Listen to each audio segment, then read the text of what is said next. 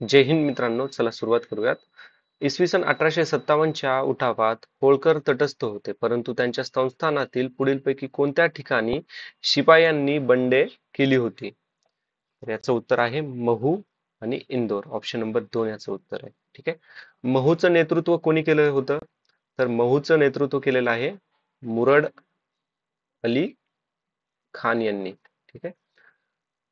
Holkar regiment यांचं नेतृत्व केलं होतं सादत खान यांनी आणि यांना विरोध केला होता कर्नल डुरँड याने. ठीक आहे.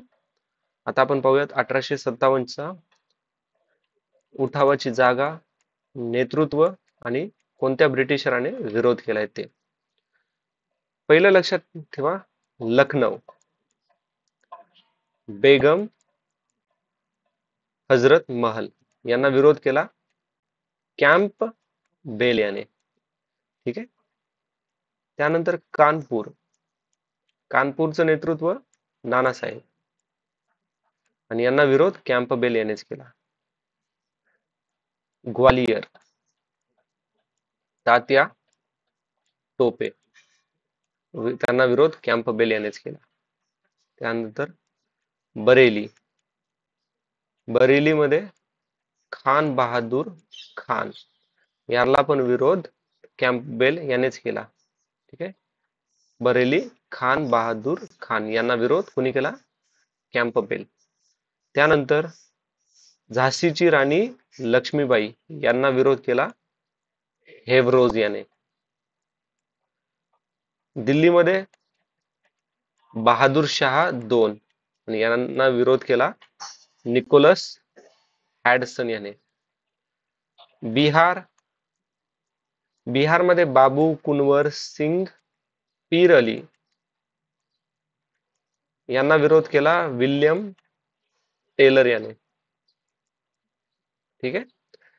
त्याच्यानंतर अलाहाबाद. तर अलाहाबाद लियाकत अली आणि यांना विरोध कोणी केला लियाकत अलीला? जनरल नील याने. ठीक आहे. जनरल नील. आता पुढचा प्रश्न पाहूयात. इसवी सन 1920 मध्ये भारताचा प्रथम हाय कमिशनर म्हणून रिकामजागा यांची नेमणूक करण्यात आली. तर सर विल्यम मेयर. आता एडविन मॉन्टेगो कोण होता? तर हा 1917 ते 1922 पर्यंत सेक्रेटरी ऑफ स्टेट होता. ठीक आहे. सिडने रोलेट. आपल्याला माहिती आहे रोलेट ऍक्ट 1919चा, ज्याला आपण काळा कायदा असं पण म्हणतो, ब्लॅक ऍक्ट. ठीक आहे. तर याचा जो हेड होता तो सिडने हा होता. आणि रोलेट ऍक्ट मध्ये काय असायचं? ब्रिटिशरांना कोणत्या पण व्यक्तीवर जर संशय आला तर ते विदाऊट एनी चार्ज त्याला 2 वर्ष किंवा 2 वर्षापेक्षा जास्त कालावधीसाठी जेलमध्ये टाकायचे. ठीक आहे.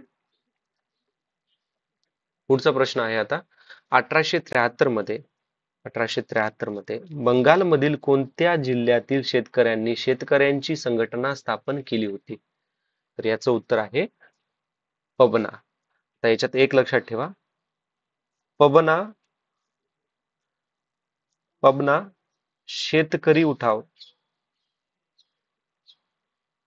किंवा पबना पीझंट अपरायझिंग ही 1873 ते 76 पर्यंत चालली होती. 1873 ते 76 पर्यंत.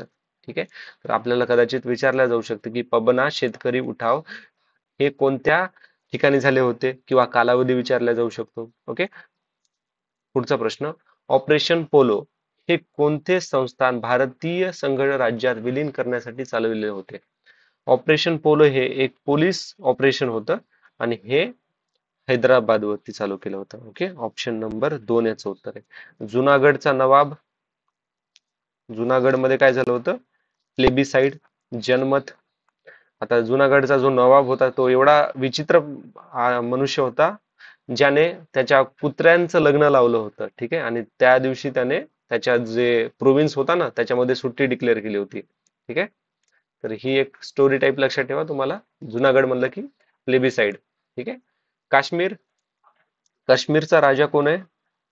महाराजा हरी सिंग याने काय साईन केलं होतं? Instrumentation instrument instrument of accession. ठीक आहे, इन्स्ट्रुमेंट ऑफ ॲक्सेशन लक्षात ठेवा. इन्स्ट्रुमेंट ऑफ ॲक्सेशन साईन केलं आणि भारताला जॉईन झाले ते केव्हा? 26 ऑक्टोबर 1947 ला. ठीक आहे. आता पुढचा प्रश्न आहे, पुढील नियतकालिके कोणी सुरू केली होती? विद्यार्थी काँग्रेस आणि साधना. तर ही चालू केली होती साने गुरुजी यांनी. साधना हे केव्हा चालू केलं होतं? 15 ऑगस्ट 1948 मध्ये. वीकली. साने गुरुजी म्हणलं की एक गोष्ट लक्षात ठेवा, साने गुरुजीनं फार ऍक्टिव्हली पार्टिसिपेट केला होता काँग्रेसच्या एका सेशन मध्ये, आणि ते सेशन झालं होतं फर्स्ट टाइम. ते सेशन रुरल एरियामध्ये म्हणजे ग्रामीण भागामध्ये झालं होतं, मेनली शेतकऱ्यांच्या प्रॉब्लेमसाठी, शेतकऱ्यांवरती डिस्कशन करण्यासाठी. तर ते सेशन होतं 1936 आणि हे झालं होतं कुठे झालं होतं? फैजपूर मध्ये. आणि कोण प्रेसिडेंट होते? जवाहरलाल नेहरू त्याचे प्रेसिडेंट होते. पुढचा प्रश्न आता जोड्या जुळवा. कीचक वध, स्वदेशी, वंगभंग, भीमराव. कीचक म्हटलं की कृष्णाजी प्रभाकर खांडिलकर यांच्यावरती पुढे एक प्रश्न आहे, आपण तिथं डिस्कस करणार आहोत त्यांच्याबद्दल. कीचक वध ही महाभारतातील एक कथा आहे, जिथे कीचक नावाचा जो एक मिनिस्टर असतो, ओके, तर याचा वध भीम करतात. ठीक आहे. स्वदेशी स्वदेशी केव्हा चालू झालेली आहे मित्रांनो? 1906 मध्ये. आणि हे कोणी लिहिलेलं आहे? गणेश बल्लाळ फणसकर. ठीक आहे, गणेश बल्लाळ फणसकर. वंगभंग, वासुदेव पुरुषोत्तम साठे. आता वंगभंग मध्ये जे बंगालचं पार्टिशन झालं होतं ना, बंगालची फाळणी झाली होती 1905 ला, त्याच्याबद्दलचं यांनी लिहिलेलं आहे. भीमराव म्हणलं की लक्ष्मण नारायण जोशी. लक्ष्मण नारायण जोशी हे टिळकांचे अनुयायी होते. टिळकांचे अनुयायी होते. ठीक आहे. आता पुढचा प्रश्न पाहूयात आपण. खालीलपैकी कोणते सन्मान महर्षी धोंडो केशव कर्वे यांना दिले होते? भारतरत्न 1958 ला, पद्मविभूषण 1900 केव्हा? 1955 ला. आणि हे चारी अवॉर्ड त्यांना मिळालेले आहेत. आता महर्षी धोंडो केशव कर्वे यांच्याबद्दल ना थोडस ना आपण पॉइंट रिवाइज करूयात. ओके. महर्षी धोंडो केशव कर्वे यांनी 1891 मध्ये गणित शिकवायचे ते फर्ग्युसन कॉलेजमध्ये. आता एक लक्षात ठेवा, 1890-91च्या काळामध्ये फर्ग्युसन कॉलेजचे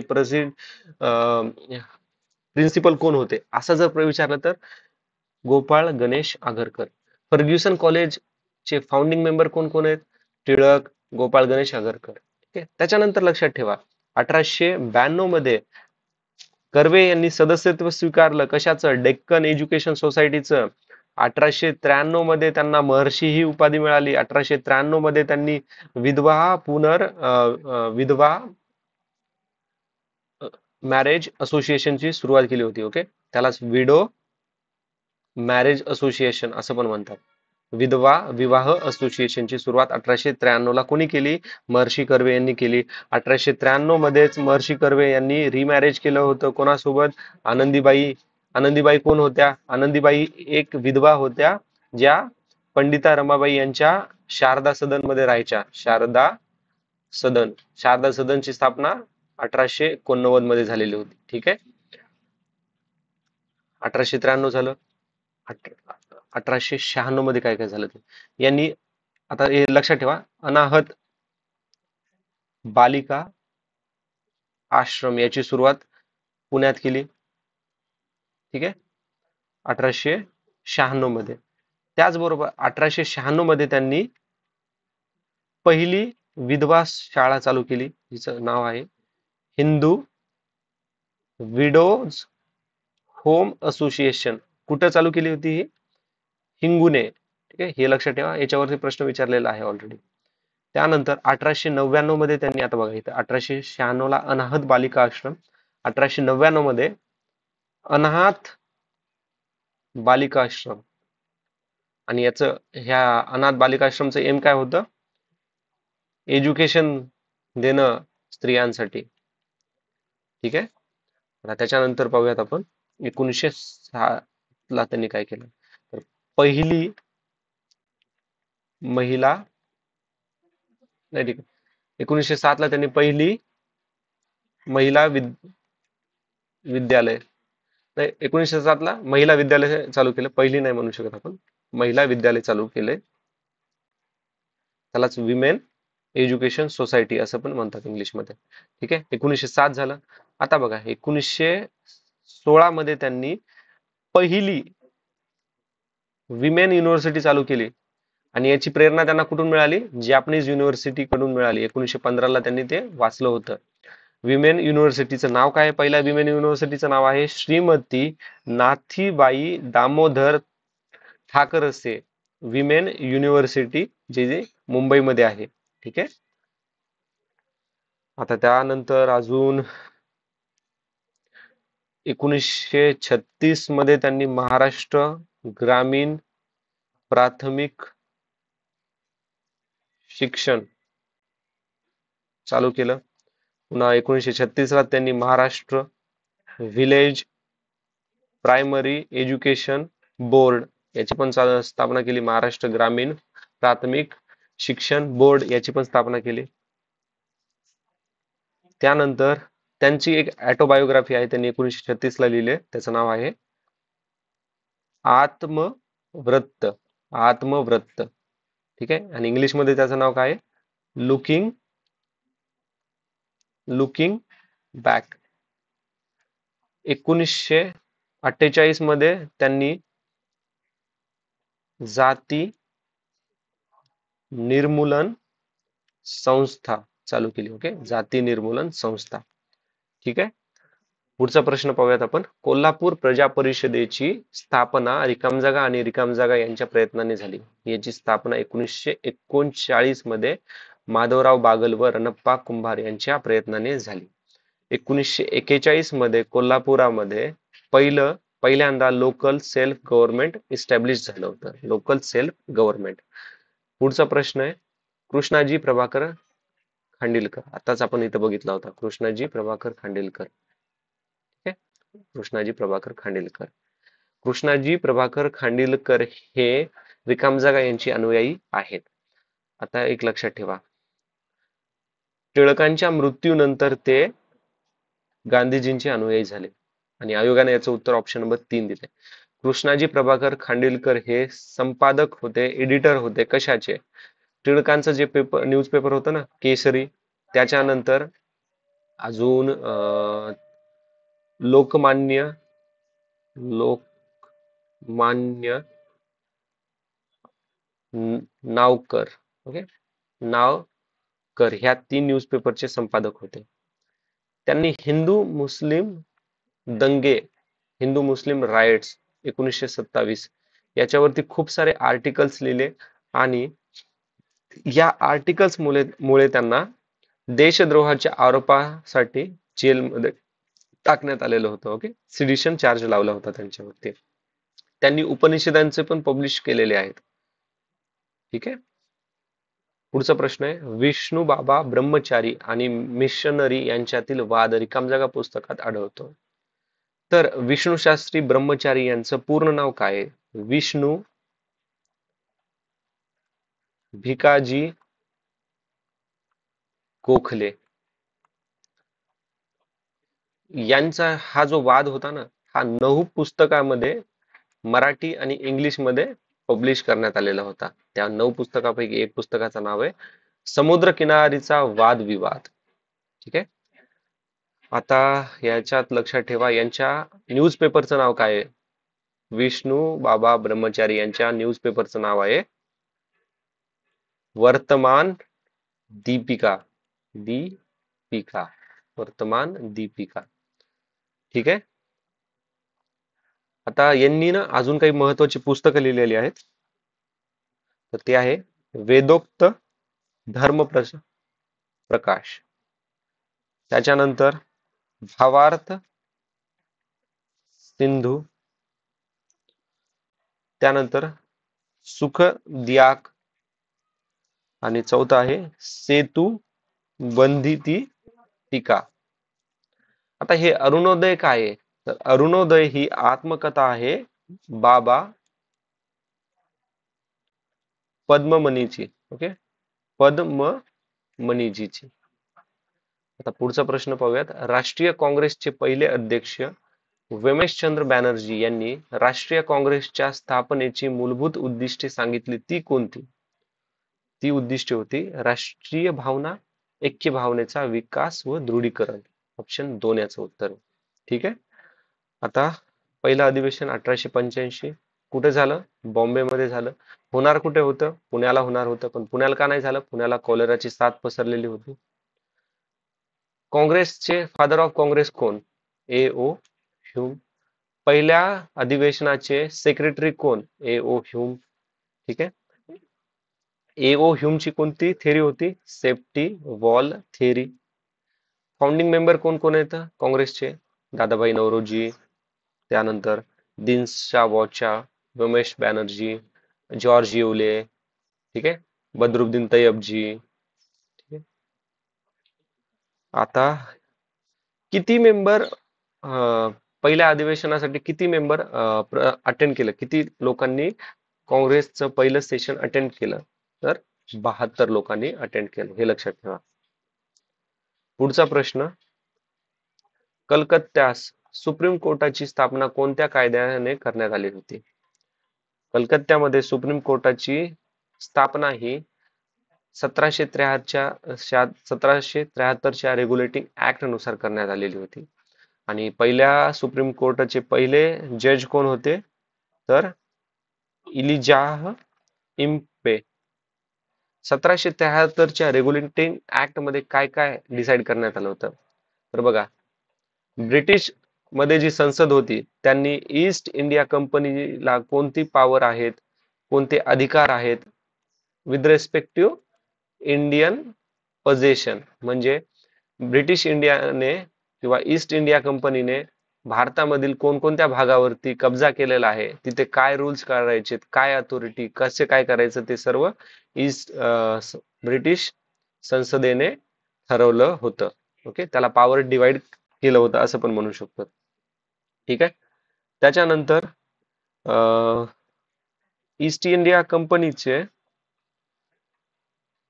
गव्हर्नर जनरल अपॉइंट करण्यात आलेला होता आणि त्याच्या मदतीला 4 काउन्सिलर पण बनवण्यात आली होती. आणि ही गव्हर्नर जनरल कुठे होती? तर ही होती बेंगॉल प्रेसिडेन्सी मध्ये होती.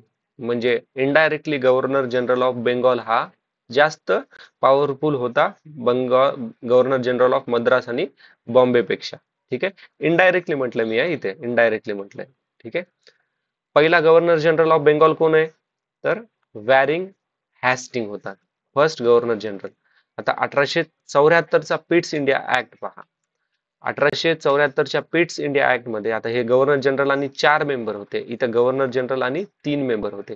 हा जो governor general of Bengal Superior होता ना, तर हे 1784च्या ऍक्ट मध्ये मेन्शन करण्यात आलं. गव्हर्नर जनरल ऑफ बेंगॉलचे सबऑर्डिनेटेड आहेत मद्रास आणि बॉम्बे. ठीक आहे, मद्रास आणि बॉम्बे. इथे 2 कमिट्या नेमण्यात आल्या होत्या. पहिली आहे कोर्ट ऑफ डायरेक्टर. तर ह्या कोर्ट ऑफ डायरेक्टर मध्ये पूर्ण कमर्शियल फंक्शन असायचे, म्हणजे बिझनेस रिलेटेड फंक्शन्स असायचे. आणि जे पॉलिटिकल रिलेटेड फंक्शन्स बघणार कोण?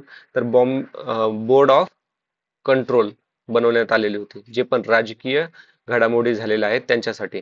आता 1793 आणि 1853 वरती बघूयात आपण. ठीक आहे. 1793चा सनदी कायदा.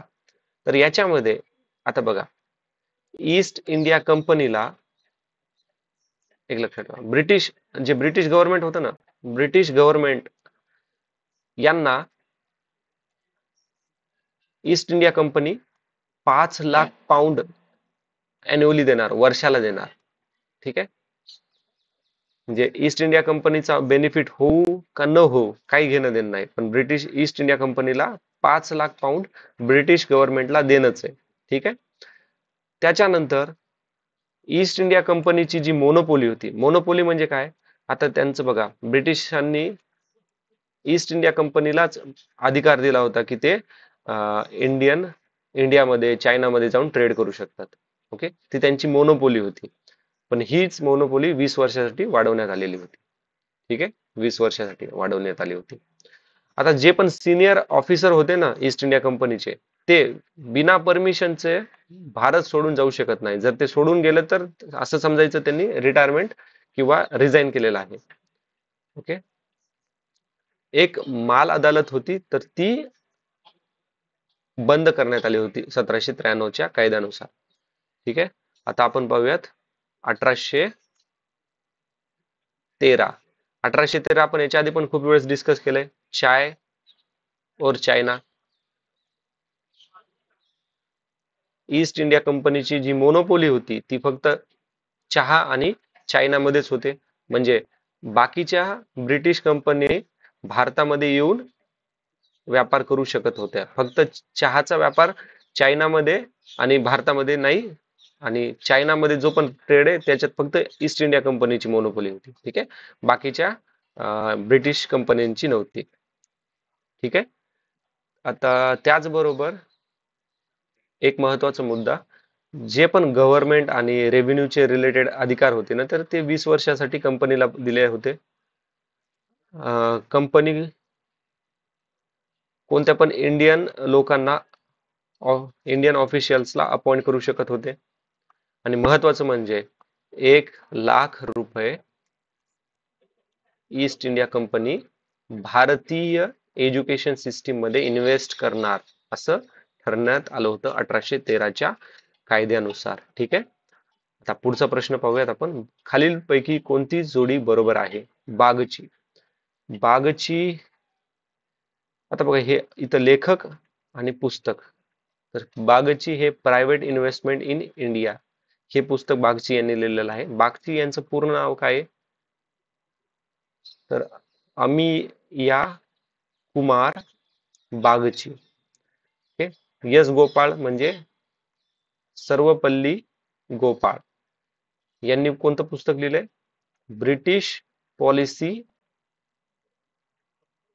In India. Anil seal emergency of Indian nationalism. आणि हिरालाल सिन्हा यांनी problems and policies of British in India 1885 ते 89 मध्ये. ठीक आहे, ओके, अनिल सिन्हा इमर्जन्सी. ठीक आहे, आता आपण पुढचा प्रश्न पाहूयात. बंदी जीवन ही पुस्तक कोणी लिहिले? तर उत्तर आहे ऑप्शन नंबर 4, सचिंद्रनाथ सान्याल यांनी लिहिले. ठीक आहे, सचिंद्रनाथ सान्याल यांच्याबद्दल थोडीशी माहिती पाहूयात आपण.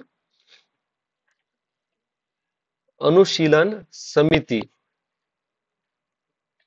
पटना ब्रांच याची स्थापना सचिंद्रनाथ सान्याल यांनी केली 1913 ला. काकोरी ट्रेन रॉबरी मध्ये सचिंद्रनाथ सान्याल यांना काय झालं? जेल झाली होती. Okay, sentence to date. आणि ह्या म्हणजे सेंटेन्स टू लाईफ झालं होतं त्यांना. ओके, आजीवन कारावास. तर हा ते अंदमान आणि निकोबारच्या जेलमध्ये कैद होते. तिथे असताना त्यांनी हे बंदी जीवन पुस्तक लिहिले. याचं इंग्लिश मध्ये नाव काय आहे बंदी जीवनचं? A life of कॅप्टिव्हिटी. 1922 मध्ये ते लिहिलेलं आहे त्यांनी. आता एक महत्वाचा मुद्दा आहे. रासबिहारी बोस आणि सचिंद्रनाथ सान्याल यांनी 1912 मध्ये दिल्ली कॉन्स्पिरसी ट्रायल याच्या दिल्ली कॉन्स्पिरसी ट्रायल हा त्यांच्यावर झाला होता. तर हे काय कशामुळे त्यांच्यावर ट्रायल झाला होता? तर ऍक्च्युली त्यांनी व्हॉइस रॉय हार्डिंग यांना मारण्याचा प्रयत्न केला होता. प्रश्न असा विचारला जाऊ शकतो की व्हॉइस रॉय हार्डिंग याला मारण्याचा प्रयत्न कोणी केला होता 1912 ला? त्याला काय म्हणतात? दिल्ली कॉन्स्पिरसी म्हणतात. ते कोणी केलं होतं? रासबिहारी बोस आणि सचिंद्रनाथ सान्याल यांनी केलेलं होतं. ठीक आहे, आता हे चंद्रशेखर आझाद, रामप्रसाद बिस्मिल्ला, सचिंद्रनाथ सान्याल हे हे फाउंडिंग मेंबर आहेत हिंदुस्थान सोशलिस्ट रिपब्लिकन असोसिएशनचे. ठीक आहे, 1928 मध्ये.